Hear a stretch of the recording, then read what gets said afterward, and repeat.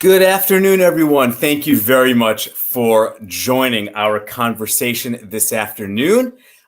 Today, we're going to study the story of Cain and Abel, learn a little bit about seeking approval and how what that teaches us and how that impacts us in an election year and really with elections in general.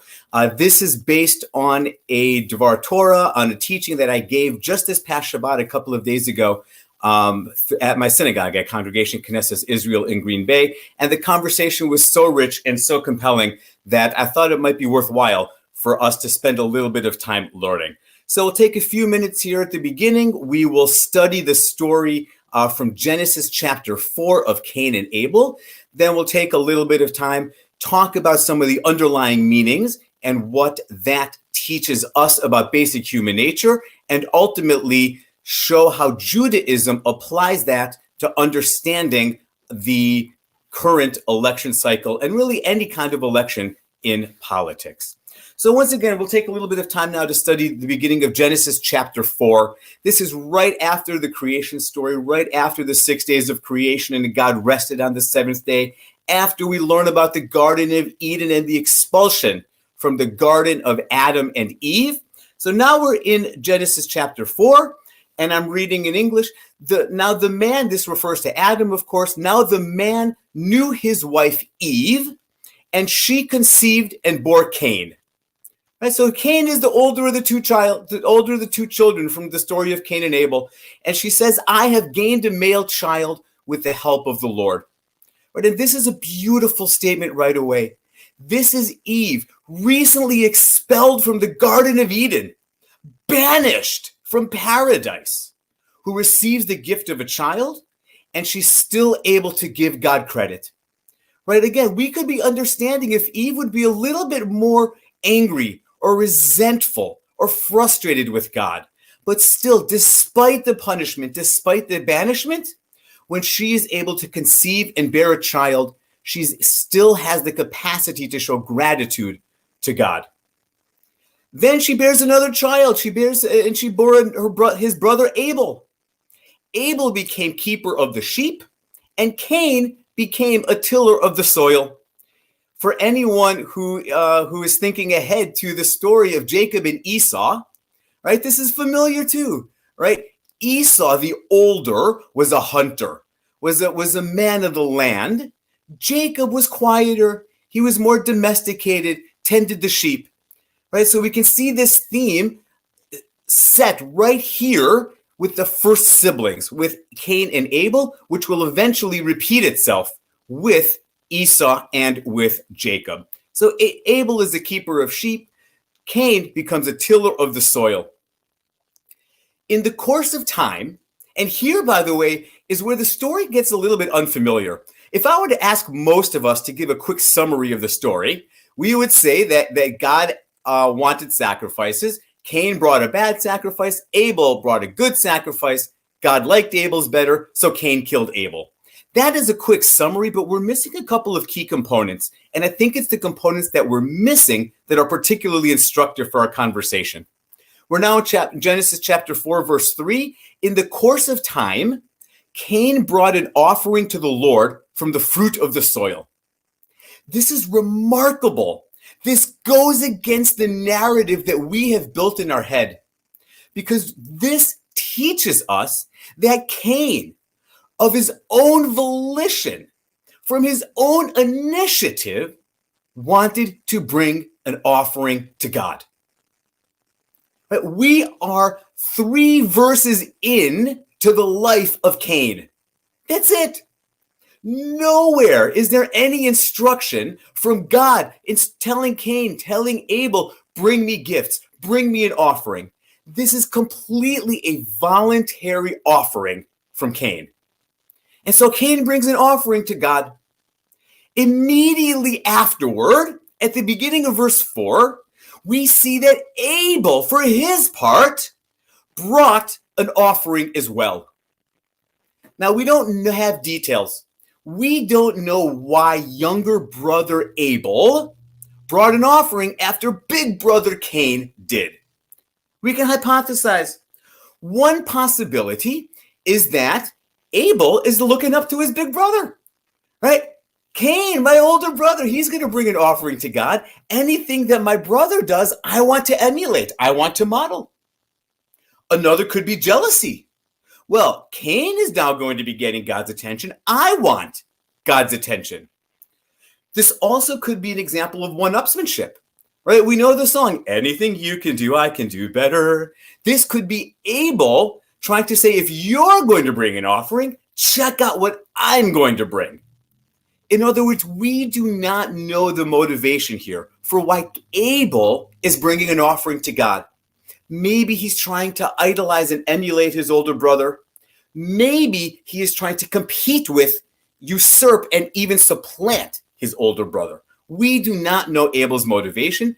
For the sake of our conversation, though, we're going to take that and put it aside because we're really focused on Cain this afternoon.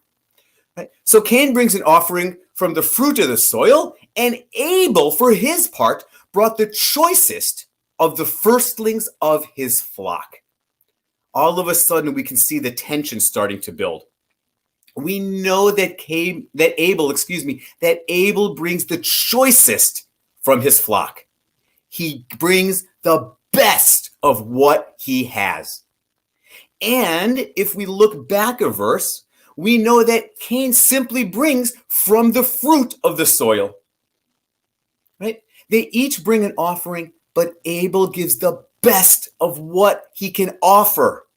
Cain gives something of value. Already here we start to see a different relationship and attitude toward offering. From Cain's perspective, he wants to give something. His spirit drives him to give something to God, so he gives some fruit. Abel is motivated and gives to God, but he gives the best of what he can. And so it's not surprising at the end of verse 4 that the Torah says the Lord paid heed to Abel and his offering. Right? Imagine it's your birthday. One person buys you your favorite set of flowers, your favorite dessert, a beautiful stuffed animal or something that you love, and someone else gives you $4. Right? Your face is probably going to light up a little bit more at the first gift. Somebody knows you love cheese and crackers and they go to a cheese store. They go to Mars Cheese Castle a little bit south of Milwaukee, buy your favorite cheese and bring it back. Someone else gives you a roll of quarters. Right? Of course, we're going to be a little bit more attentive to the cheese, right? We're going to light up whenever we get that personal gift. But none of us would ignore what the other one brought. None of us would simply dismiss the fact that it's a couple of bucks here. Maybe it's just a scratched card. We would still say thank you. Thank you for thinking of me. Thank you for bringing me this. I appreciate that I was on your mind and that you remembered my day. God, however, does not do that.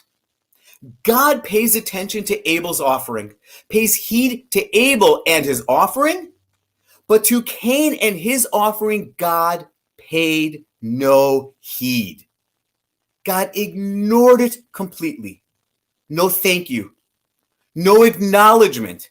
God didn't even reprimand Cain and say, Cain, what are you doing?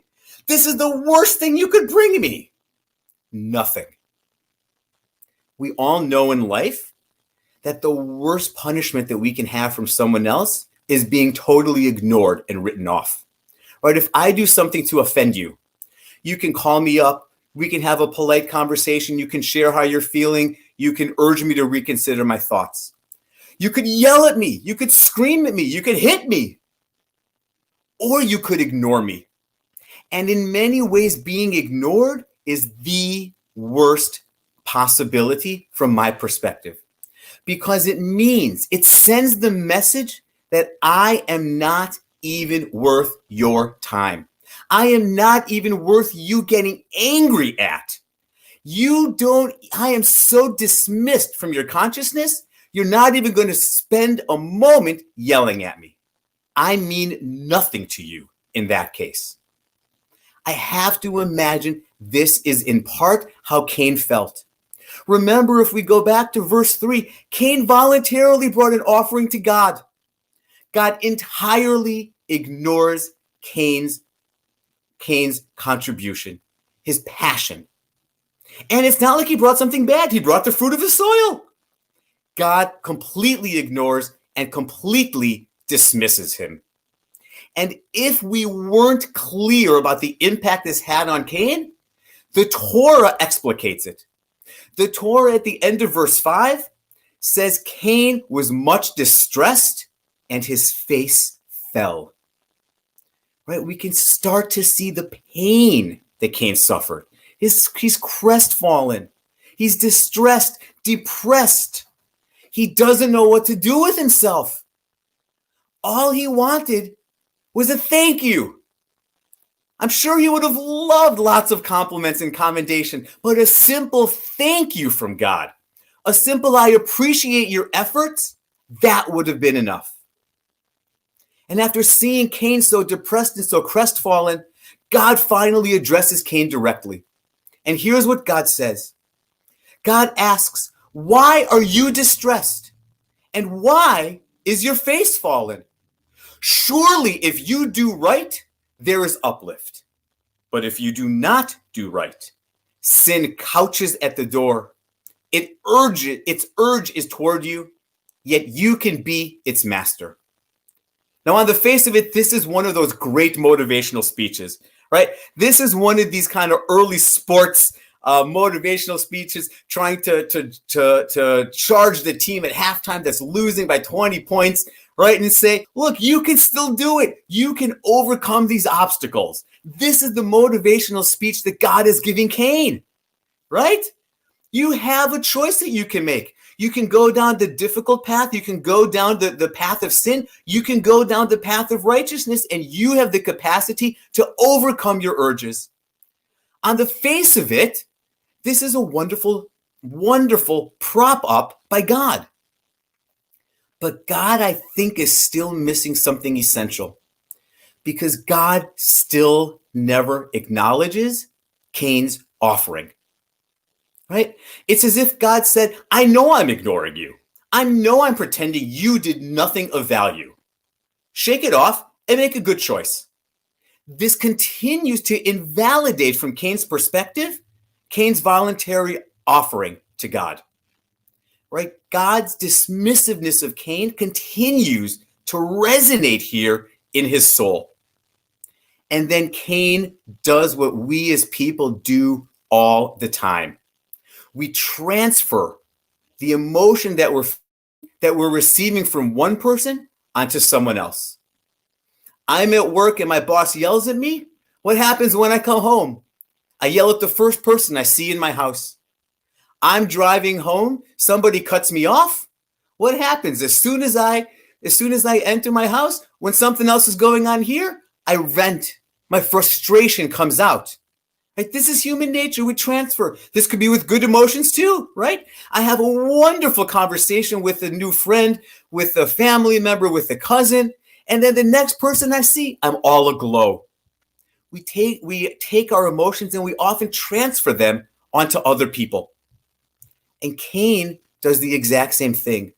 All of the hurt, all of the anger, all of the frustration, all of the disappointment, all of the resentment that he's feeling toward God, he transfers onto his brother Abel.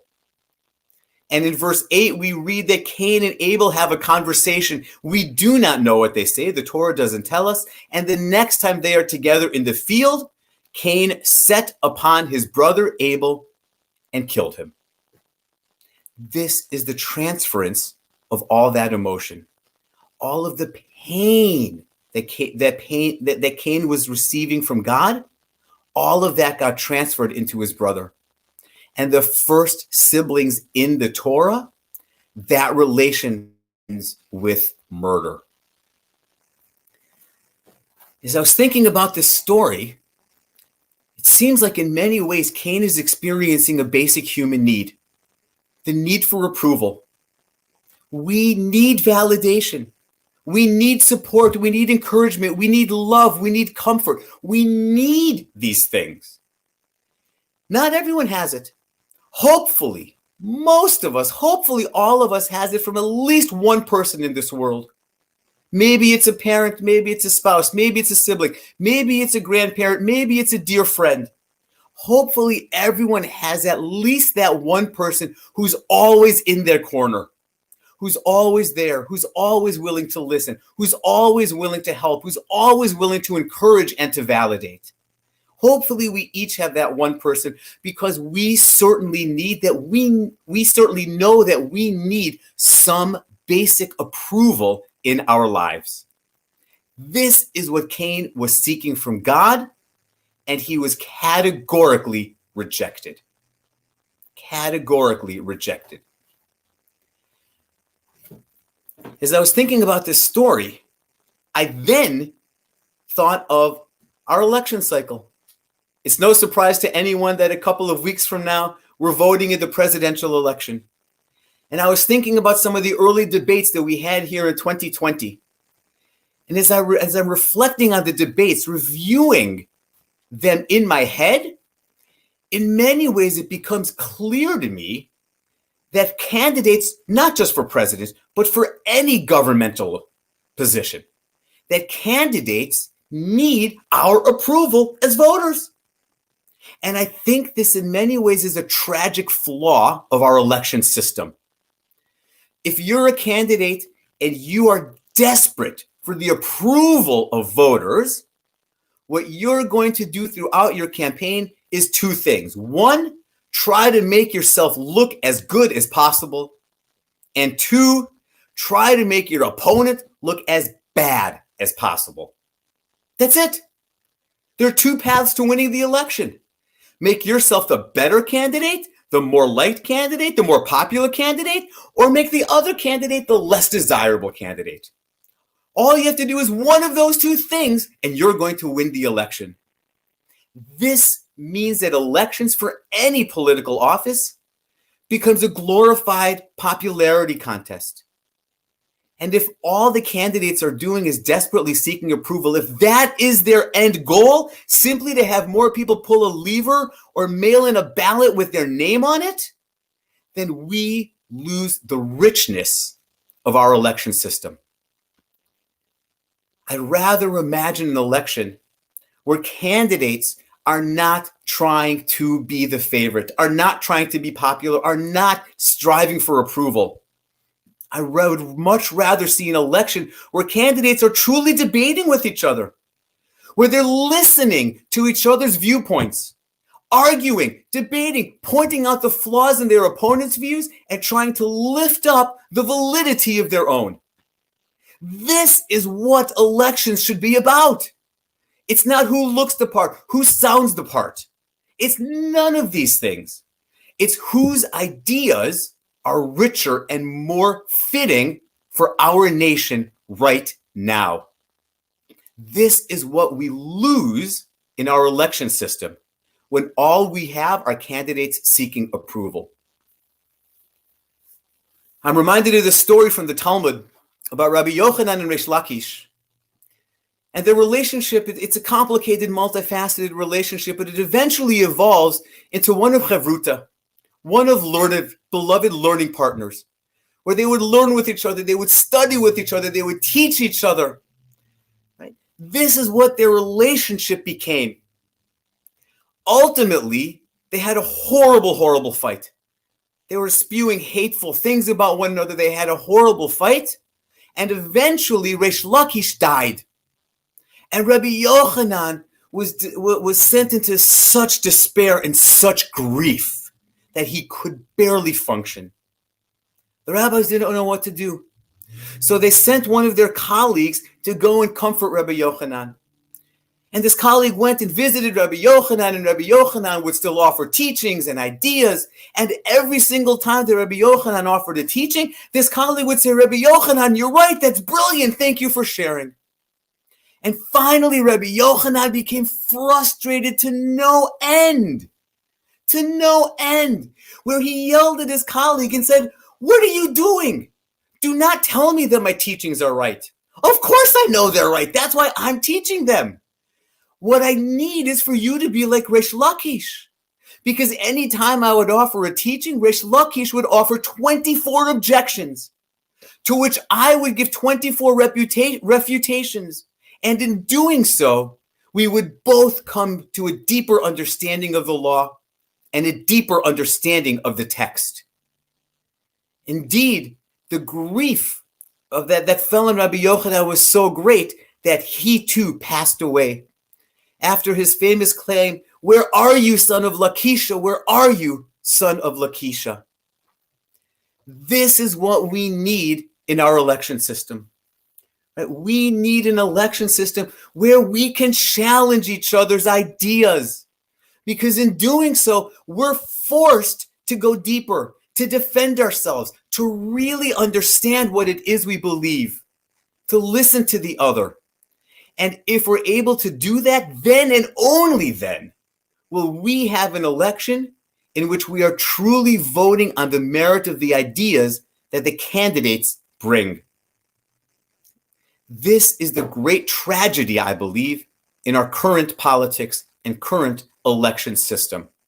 The Talmud teaches us from Rish Lakish and Rabbi Yochanan how essential it is to be able to argue, to debate, to force each other, elevate our ideas. And the Torah and the story of Cain teaches how tragic it can be if our ultimate goal is to seek approval. And so it is my hope and prayer, not just in this presidential election, but in every further presidential election, senatorial, gubernatorial, local alderperson election, that we are able to credit every single person running, thank them for their spirit of volunteerism, for their willingness to jump into the public eye, and hopefully by giving them that validation and approval from the outset, we're able to create a dynamic where we can truly listen to a debate of ideas, to an elevated conversation, so that we can make the most informed choice about who is best to serve our community and our country. Thank you all again for joining. Again, my name is Rabbi Moish Steigman. This is, and I'm also the Mindful Rabbi. If you'd like to get more of these videos, please do one of two things. Please like my Facebook page, The Mindful Rabbi. If you're watching on YouTube, please subscribe to this YouTube channel. And I am looking forward to more opportunities to teach and to learn with all of you. I hope that you all have a wonderful afternoon.